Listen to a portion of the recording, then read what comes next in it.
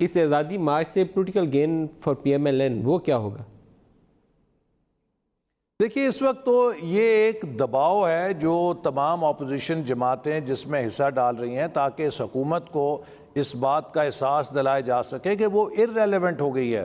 یہ حکومت اب ملک کے لیے پارٹ آف سولوشن نہیں ہے، پارٹ آف پرابلم بن گئی ہے.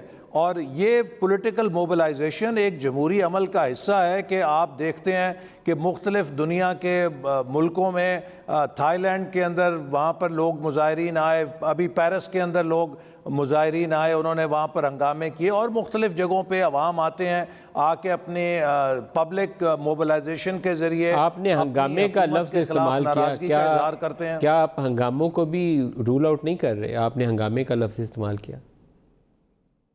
دیکھیے ہنگامہ ہم تو نہیں کرنے آ رہے، لیکن جب کوئی حکومت وائلنس کو پروموٹ کرتی ہے تو اس کے رد عمل میں جو پروٹیسٹ ہے وہ وائلنٹ ہو جاتا ہے. ہماری دعا ہے ہمارا جو پروٹیسٹ ہے وہ بالکل پیسفل ہوگا، پرامن ہوگا، آئین اور قانون کے دائرے میں انشاءاللہ ہوگا. اور حکومت کو میں نے وزراء کو یہ مشورہ دیا ہے کہ ایک سیاسی انسائکلوپیڈیا میں کتاب ہے جسے کہتے ہیں فتاوی یو ٹرن، اور وہ مفتی اعظم یو ٹرن نے لکھی ہے. اس کے اندر فضائل دھرنا بھی لکھے ہوئے ہیں، اس کے اندر فضائل لانگ مارچ بھی لکھے ہوئے ہیں، اس کے اندر فضائل مہنگائی پہ احتجاج بھی لکھے ہوئے ہیں. تو حکومت کے وزراء مفتی اعظم یو ٹرن عمران صاحب کی اس کتاب کو ضرور پڑھیں. 2014 میں انہوں نے بڑے لیکچر دیے تھے کہ اپوزیشن کے احتجاج کی کیا کیا شکلیں جائز ہوتی ہیں، اور جب مہنگائی ہوتی ہے تو اس کے خلاف اگر کوئی احتجاج نہ کرے تو وہ قوم کا مجرم ہوتا ہے.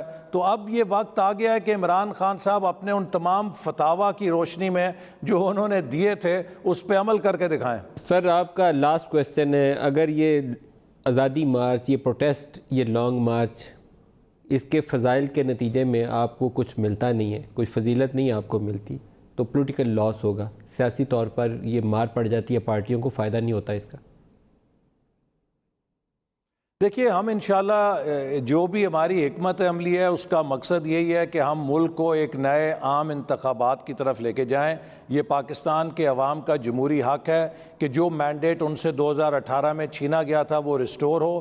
یہ ریسٹور اس لیے ہو کہ ملک دوبارہ ترقی کی طرف گامزن ہو، ہم سی پیک کو دوبارہ پوری توانائی کے ساتھ آگے بڑھا سکیں، ہم اس ملک میں روزگار پیدا کریں، دوبارہ ملک کے اندر سرمایہ کاری لے کر آئیں. اور انشاءاللہ مجھے یقین ہے کہ جو ہماری حکمت عملی ہوگی وہ کسی پولیٹیکل گین کے لیے نہیں ہوگی، وہ ملک کے فائدے کے لیے ہوگی اور ملک کو اس بحران سے نکالنے کے لیے ہوگی. چونکہ اس بحران میں اگر ہم جمے رہیں گے تو اس کا مطلب مزید تباہی ہے، اس کا مطلب مزید مہنگائی ہے، اس کا مطلب مزید قرضے ہیں، اس کا مطلب ملک کے اندر مزید انتشار ہے، اس کا مقصد ملک کی بین الاقوامی سطح پہ مزید تنہائی ہے.